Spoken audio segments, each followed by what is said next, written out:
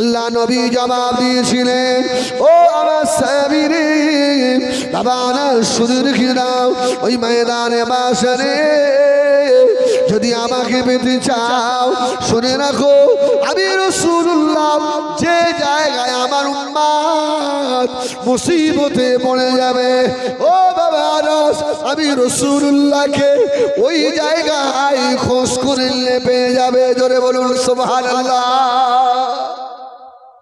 নির্দিষ্ট জায়গা নেই, আমার উম্মত যেখানে মুসিবতে পড়বে তুই মনে করবে আমি সেখানে গিয়ে হাজির হয়ে গেছি।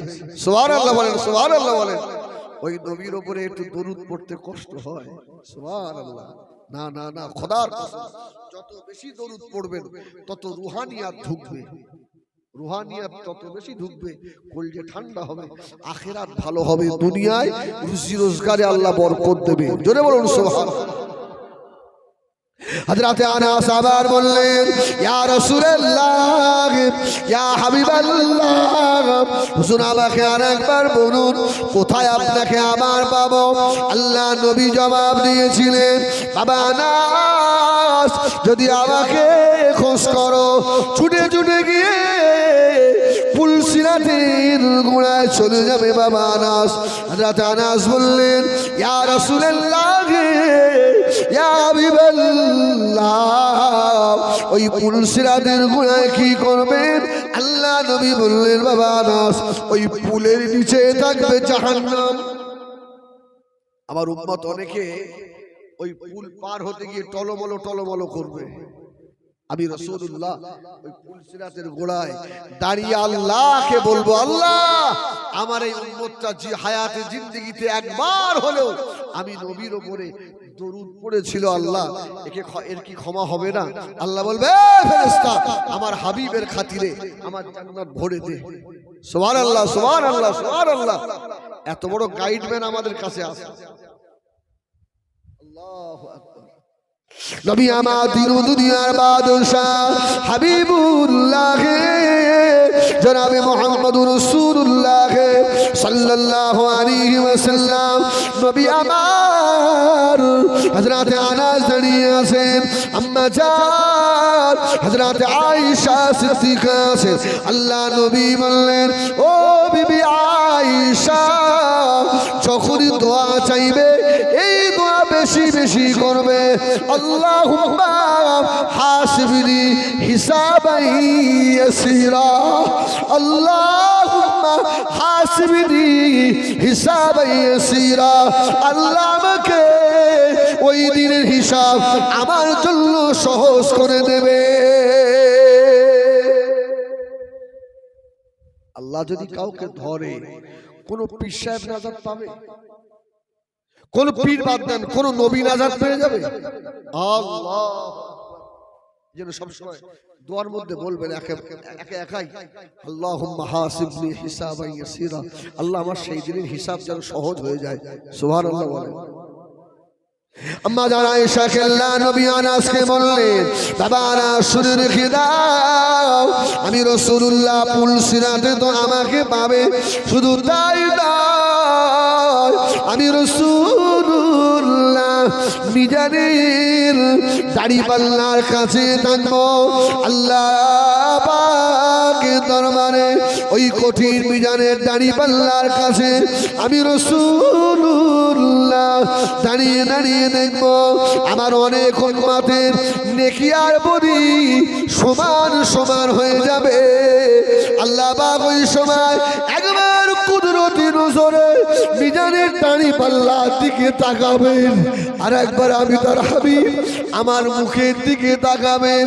হাবিব গো, আমার হাবিব, আপনার উম্মতের নেকি আর বদি সমান হয়ে গিয়েছে।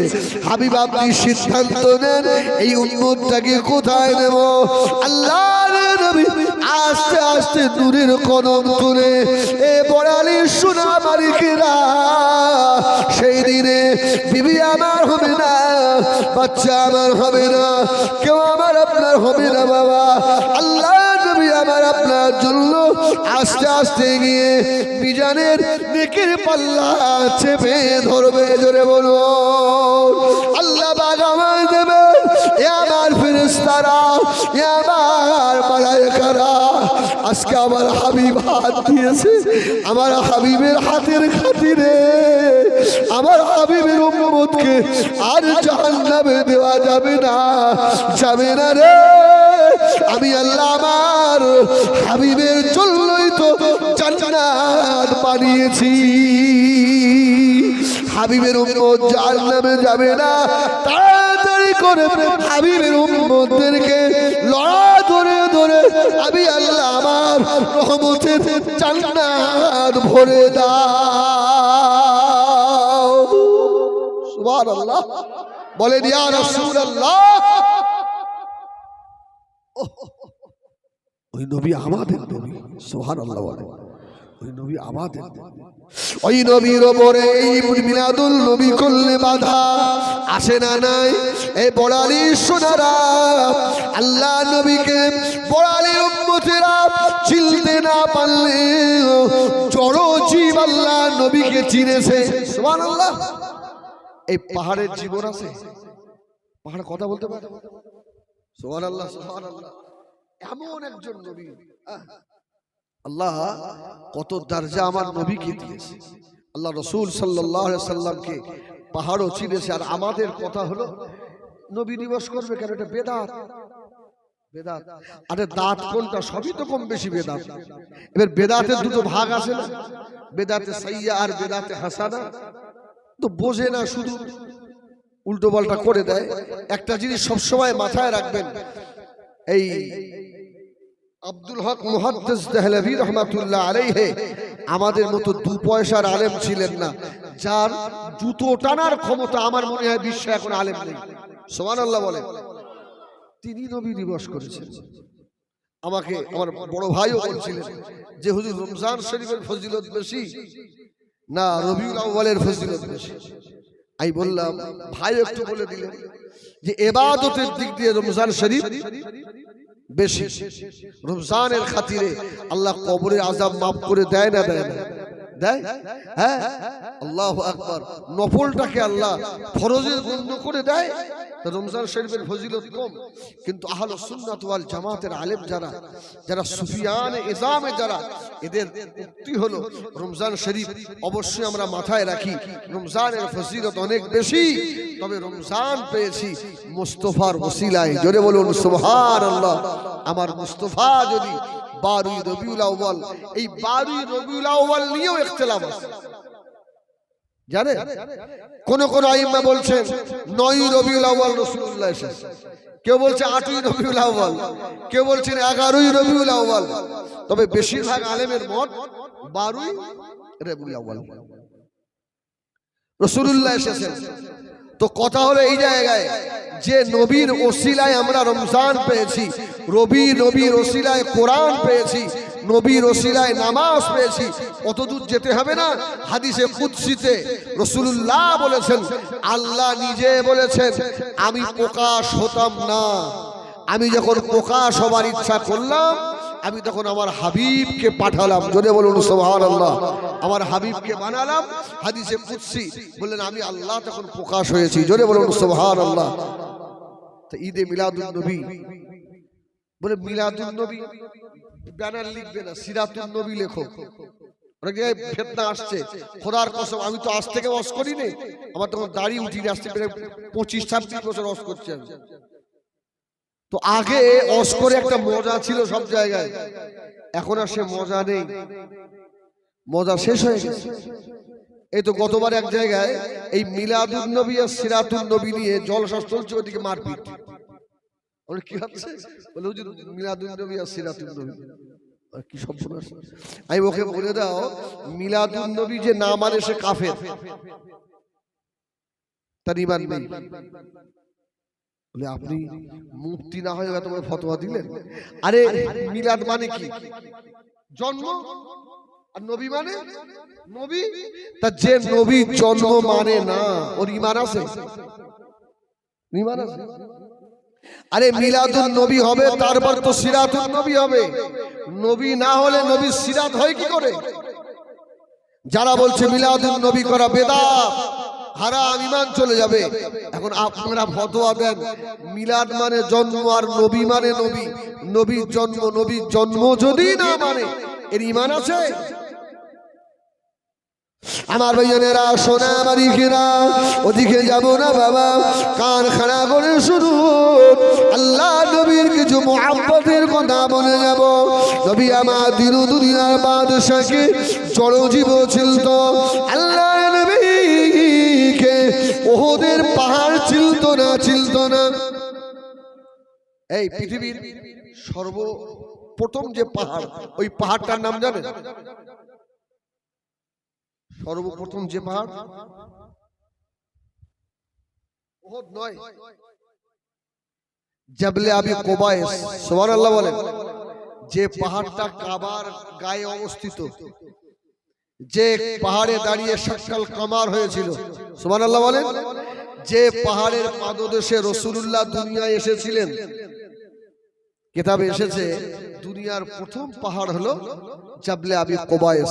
পৃথিবীতে কয়েকটা পাহাড় জান্নাতি আছে, তার মধ্যে উহুদের পাহাড় জান্নাতি। জোরে বলুন সুবহানাল্লাহ।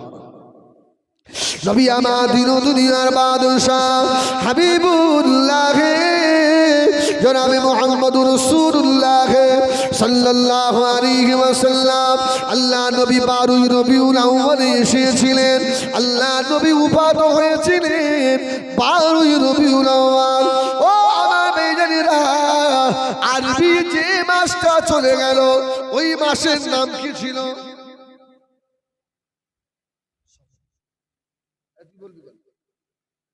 কি মাস ছিল? সফর মাস। আচ্ছা, সফর মাসে একটা স্মরণীয় দিন ছিল। রসুলের উফাত বলতে গেলে ওখান থেকে একটু টানতে হবে। আরে সফর মাসে একটা স্মরণীয় দিন পার হয়ে গেছে। মসজিদের ইমামগুলো আজকাল মেম্বারে দাঁড়িয়ে বলে না রবিউল আউয়ালে যে রোজা রাখতে হবে রসুলের জন্মদিন উপলক্ষে খুশি হয়ে, এটাও অনেক মসজিদের ইমাম সাহেব বলে দেয় না। আপনাদের ইমাম সাহেব চাঙ্গা আছে আলহামদুলিল্লাহ, ও তো দেখি বুঝতে ভালো ইমাম। অনেক জায়গাতে ফোন আসে, হুজুর রোজা কটা রাখবো? যে কটা পারিস রাখ, গুনে রাখতে হবে, আল্লাহ মাফ করেন। তাহলে যে মাসটা গত হয়ে গেছে, মাসটা কি মাস? সফর। সফরের পরে রবিউল আউয়াল। আচ্ছা, আপনারা এইরকম একটা কথা কোনোদিন শুনেছেন যে আখিরি 4 সোমবার? আচ্ছা, ওটা কোন মাসে হয়? রমজান মাসে না? সফর মাসে। আখিরি 4 সোমবার মানে হচ্ছে সফর মাসের শেষ বুধবার। সফর মাসের শেষ বুধবার। এই শেষ বুধবারে কি হয়েছিল? রাসূলুল্লাহকে লাবিদ ইবনে আসিফ, সেই রাসূলুল্লাহ চুল নিয়ে জাদু করেছিল, নিয়ে বীরে জারওয়ালে ফেলে দিল। রাসূলুল্লাহ অসুস্থ।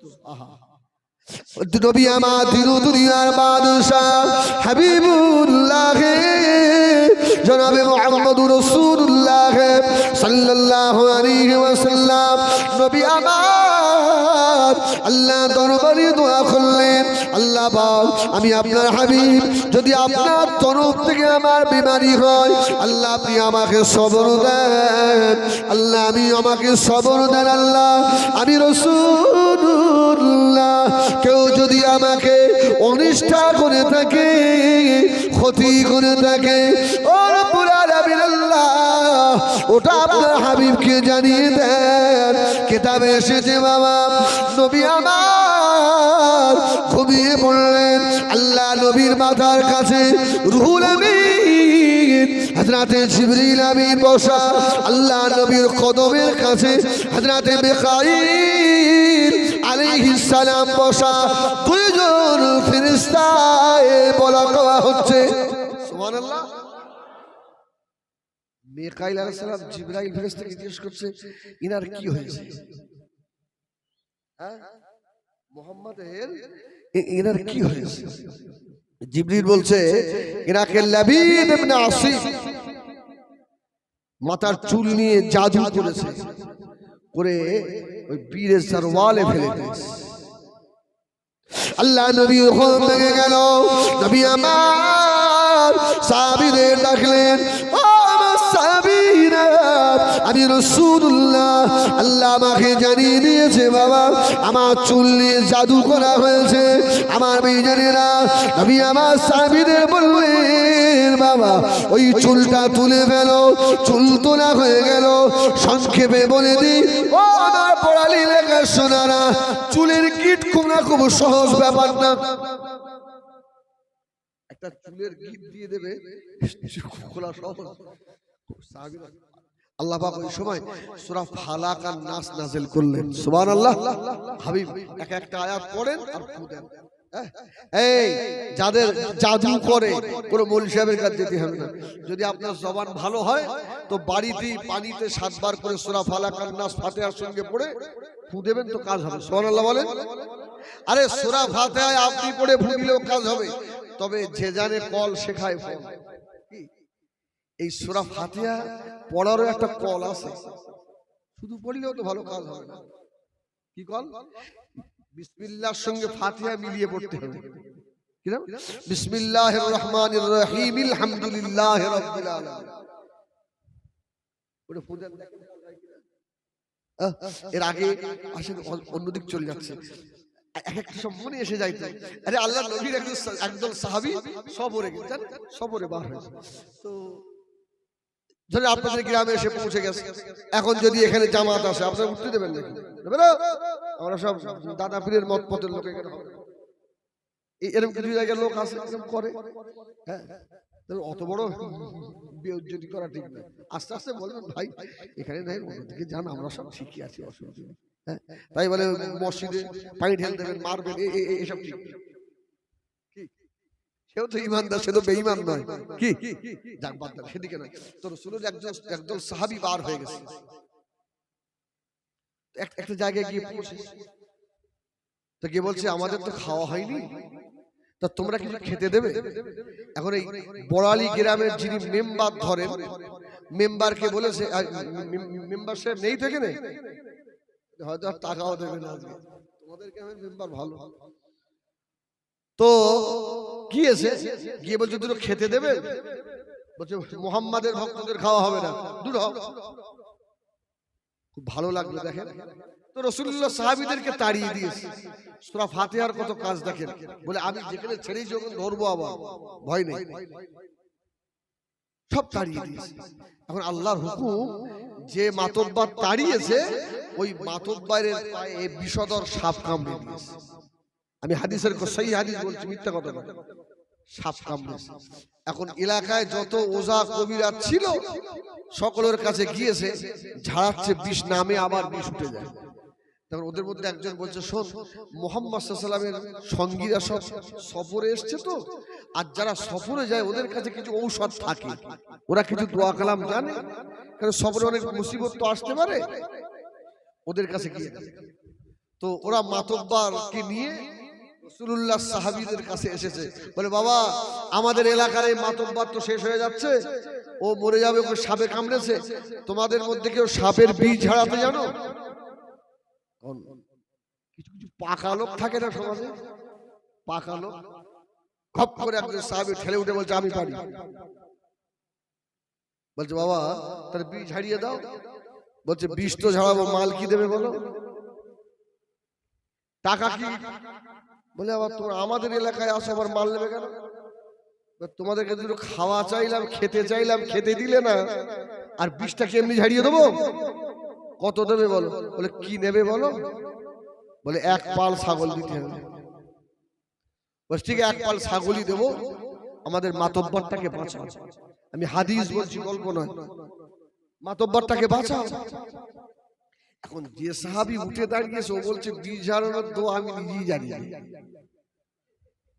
এখন বলেন মার কি আর একটা মাটিতে পড়বে? অন্য সাহাবীদের বলছে আমি তো বলে ফেললাম আবেগে, এখন কি বলে ফুদবো? অবস্থা খারাপ হয়ে যাবে। সাহাবী বললেন আমার মনে পড়ে গেল মদিনার মসজিদে নববী শরীফে নবী আমার আসরের নামাজ পড়ে বার হতেন, অনেকে এসে বোতলে পানি নিয়ে দাঁড়িয়ে থাকতো।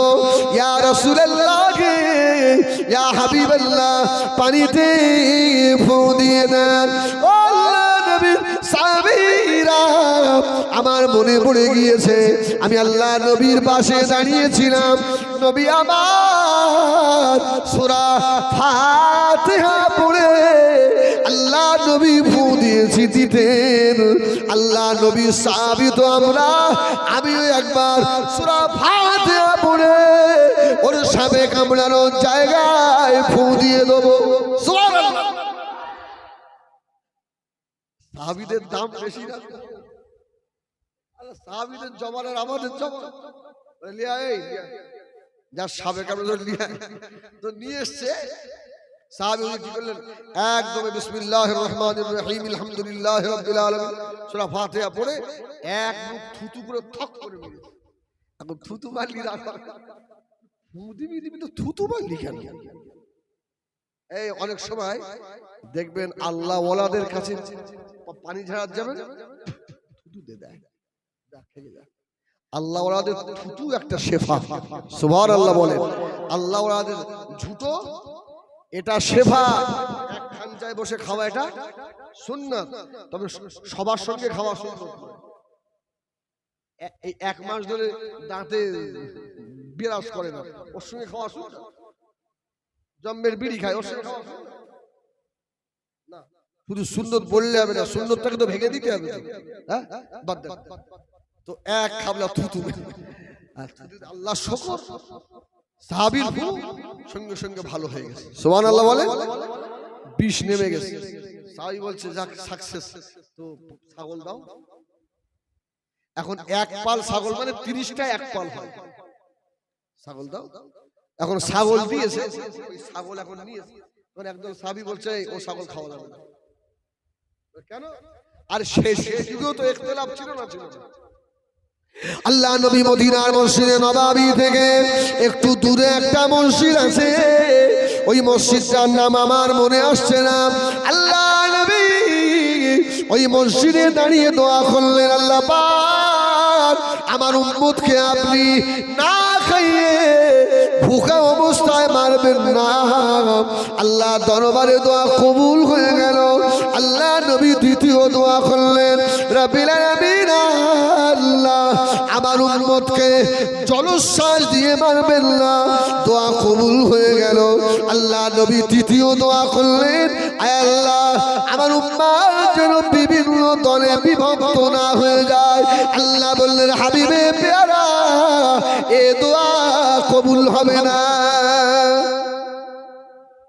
নবী দুটো দোয়া কবুল একটা কবুল হইল তো সে সময় ভাগ ছিল একদল বলছে তুই একটা ফু দিয়েছিস আর 30টা ছাগল ও খাওয়া হারাম আর একদল বলছে ও তো বলে কয়ে নিয়েছে ও কি চুরি করেছে নাকি হারাম হবে বলে শোনো এই ফতোয়া এখানে হবে না আল্লাহ রসুল যখন হায়াতে আছে নবীর কাছে 30টা ছাগল নিয়ে আল্লাহ রসুলের কাছে গিয়ে হাজির ইয়া রাসূলুল্লাহ ও সাপের বিষ ঝাড়িয়েছে চুক্তি করে হ্যাঁ 30টা এক পাল ছাগল নিয়েছে এই ছাগল কি এখন খাওয়া যাবে রসুল বলল খাওয়া যাবে সুবহানাল্লাহ আরে নবী বলেছে খাওয়া যাবে আবার সাহাবীদের মধ্যে আবার দুটো দল হয়ে গেছে মসজিদের ইমাম সাহেব মেম্বারে দাঁড়িয়ে ফতোয়া দিচ্ছে সব মুসল্লি মেনে নেয় আছে না এই কোনদিন হয় নাকি ও হাদিস কোরআন পড়ে সঠিকটাই বলছে আর ইনি খেড়ে খোদা বকশ বলতে ভালো আল্লাহু আকবার রাসূল কি সাহাবীরা খাবে না বললো একজন সাহাবী বললেন আর রাসূল রেগে গেলেন রেগে গিয়ে বলছে আমি রাসূল খেতে বলেছি যখন কেউ খাচ্ছ না তোমাদের মধ্যে দুটো দল হয়ে গেছে একটা ছাগল আমাকে দাও আমি রাসূলুল্লাহ নিজে খাবো জোরে বলুন সুবহানাল্লাহ তাহলে সূরা ফাতিহা পড়ে ফু দিয়ে কাজ করলেও কাজ হয় আল্লাহ নবী দিন দুনিয়ার বাদশা হাবিবুল্লাহ জনাবে মুহাম্মদুর রাসূলুল্লাহ সাল্লাল্লাহু আলাইহি ওয়াসাল্লামের সাহাবীরা সূরা ফালাক নাস পড়ে ফু দিলেন আর চুলের গিট খুলে গেল নবী আমার সুস্থ হয়েছিলেন আল্লাহ নবী জীবনের শেষ গোসল করেছিলেন সফর মাসের শেষ বুধবার আখিরি 4 সোমবারে জোরে বলুন সুবহানাল্লাহ রাসূলুল্লাহ নিজে নিজে যে জীবনের শেষ গোসল আখিরি 4 সোমবার রাসূলুল্লাহ নিজে হাতে গোসল আর করেননি। রাসূলের ইন্তেকালের পরে হযরত আলী রাদিয়াল্লাহু তাআলা রাসূলুল্লাহকে গোসল দিয়েছিলেন। জোরে বলুন সুবহানাল্লাহ। রাসূল ওদিন সুস্থ হলেন 4 সোমবারে, আবার রাসূল যে অসুস্থ হয়ে গেলেন, এটাই রাসূলুল্লাহর শেষ, নবী পাকের শেষ। এক হাদিসে এসেছে বাবা, আল্লাহ নবীর বড় খলিফা হযরত আবু বকর সিদ্দিক রাদিয়াল্লাহু তাআলা আনহু এক তারিখে আবু বকরকে ডাকলেন, বাবা আবু বকর এদিকে এসো। ও বাবা আলী, আলীকে ডাকলেন, আবু বকর আলী এদিকে এসো। হযরত আলী চলে এলেন। আবু বকরের শরীর অসুস্থ। হযরত আবু বকর বলেছিলেন, ও আল্লাহর নবী সাহাবী বাবা আলী, তোমার ওই হাত দিয়ে আল্লাহ নবীকে গোসল দিয়েছো, আমি আবু বকর মনে হয় আর থাকবো না। আমি আবু বকরের ইন্তেকালের পরে বাবা আলী, তুমি তোমার যে হাত দিয়ে আল্লাহ নবীকে গোসল দিয়েছো, ওই হাত দিয়ে আমি আবু বকরের জীবনের শেষ গোসল দিয়ে দিও। মূল বক্তব্য এবার আসেন। রাসূলুল্লাহকে পাহাড়ও ভালোবাসে। রাসূল পাক সাল্লাল্লাহু আলাইহি ওয়াসাল্লাম অসুস্থ হলেন 13 দিন। রাসূলুল্লাহ শেষ উহুদের ময়দানে গেলেন রাত্রে চাচা আমির হামজার কবর জিয়ারত করতে। জোরে বলবেন সুবহানাল্লাহ। এবছর তো আমার সঙ্গে ওমরায় ছিল, আমার ওই বাবাজি ছিলেন। আপনাদের গ্রামের নাম কি? সায়েদ আলী ভাই। ও আমার সঙ্গে এবার ওমরায় ছিল। আমরা সব একসঙ্গে উহুদের ময়দান জিয়ারত করেছি। তো রাসূল পাক সাল্লাল্লাহু আলাইহি ওয়াসাল্লাম জিয়ারত করলেন, করে ফিরে চলে আসছে। জড়জীব রাসূলুল্লাহকে কত ভালোবাসে দেখেন। নবী পাক ফিরে চলে আসছে। নবী আমার দুনিয়ার বাদশা চাচা জানের কবরে দাঁড়িয়ে গিয়ে দোয়া করলেন। আল্লাহ নবী ফিরে চলে আসছেন। এমন তো সময় আল্লাহ নবী পিছন দিকে তাকিয়ে দেখেন উহুদের পাহাড় আল্লাহ নবীর সঙ্গে চলে আসছে। জোরে বলুন সুবহানাল্লাহ। পাহাড়ও আসছে। রাসূলুল্লাহ ঘুরে দাঁড়ালেন, এই উহুদ, কি খবর, তুমি চলে আসছো কেন? উহুদের পাহাড়ে আল্লাহ জবান খুলে দিলেন। উহুদের পাহাড়ের ভিতর থেকে আওয়াজ হলো, ইয়া রাসূলুল্লাহ, ইয়া হাবিবাল্লাহ, আর আপনার দেখা হবে না, আপনার সোহবত আর পাবো না ইয়া রাসূলুল্লাহ, আমি আপনার সঙ্গে মদিনায় চলে যাব। আল্লাহ নবী বলেছিলেন, এই উহুদের পাহাড় এসো না, তুমি চলে এসো না, আমি রাসূলুল্লাহ তোমার জন্য দোয়া করছি। আল্লাহ পাক কিয়ামতের আগে মদিনার মসজিদ নববী শরীফকে আল্লাহ পাক উহুদে তোর সঙ্গে ঠেকিয়ে দেবে। যারা উমরায় যাচ্ছেন হাজী সাহেবরা আমার কথায় সাক্ষী দেবেন, যত ভাঙছে সব ওই দিকে, বিলাল মসজিদের দিকে ভেঙে সব দুবার করে দিচ্ছে। বলে আস্তে আস্তে মসজিদে নববী ওই দিকেই বেশি আগিয়ে যাচ্ছে। উহুদের পাহাড়ে